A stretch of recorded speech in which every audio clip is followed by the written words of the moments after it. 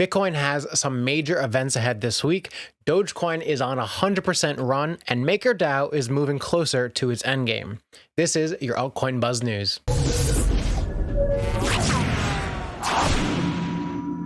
Hey, what's up everyone? My name is Cody Buffington. Make sure to like, subscribe, and turn on notifications so you know when we drop our latest content. Now, let's get into the news.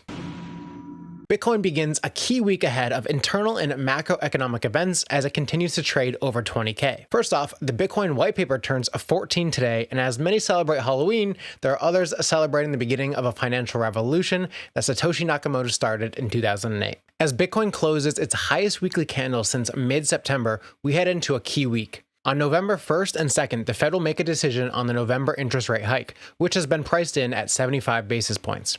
This will match the Fed's previous hike in September. However, we'll be watching for when the Fed chair Jerome Powell delivers his speech at 2:30 p.m. on Wednesday to see how his tone is on quantitative tightening in the future. If it sounds like this is the end of the aggressive rate hikes and will begin trending towards neutral, then it could be fuel for Bitcoin and risk assets to grow. So that's what we'll be keeping an eye on for this week. Goldman Sachs expects the Federal Reserve to raise interest rates as high as 5% by March 2023, which would be a 75 basis points hike this week, 50 in December, and 25 in February and March.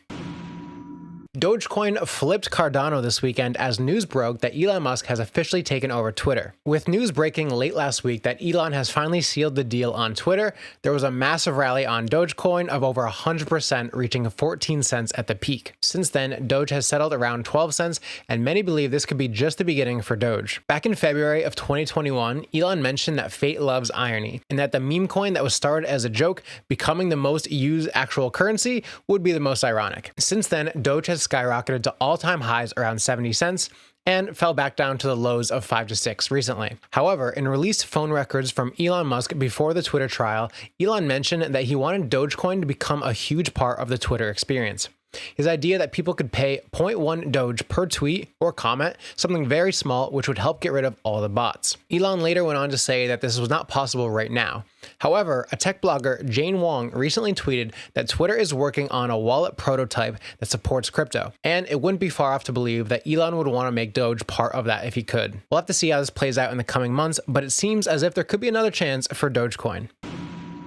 The Ethereum merge, which is considered one of the most significant blockchain upgrades on Ethereum to date, brought down the network's energy consumption by 99.9% immediately. On September 15th, the Ethereum blockchain migrated from proof of work to proof of stake consensus mechanism in an effort to transition into a green blockchain. Before the merge upgrade in 2022, the energy consumption of Ethereum ranged between 46 terawatt hours per year to 93 terawatt hours per year. Now, Ethereum is at as low as 0.03 kilowatt hours, which is the equivalent of watching 2 hours of YouTube a year. The increase in total amount of funds locked in Ethereum contracts could also push up ETH's price in the long term, as it affects one of the fundamental forces that determines its price: supply.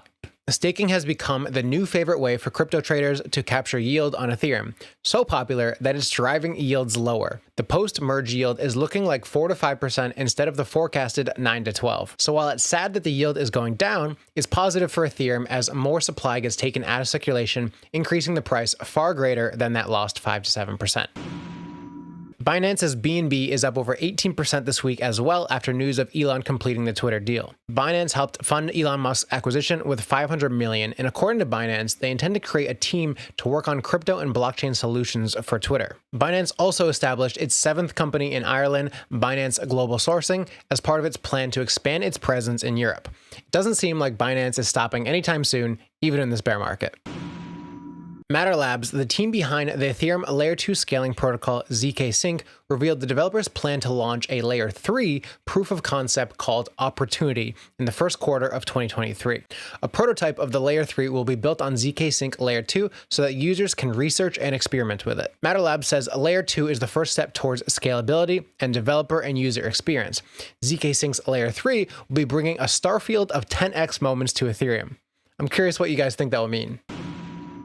MakerDAO is moving a step closer to its endgame.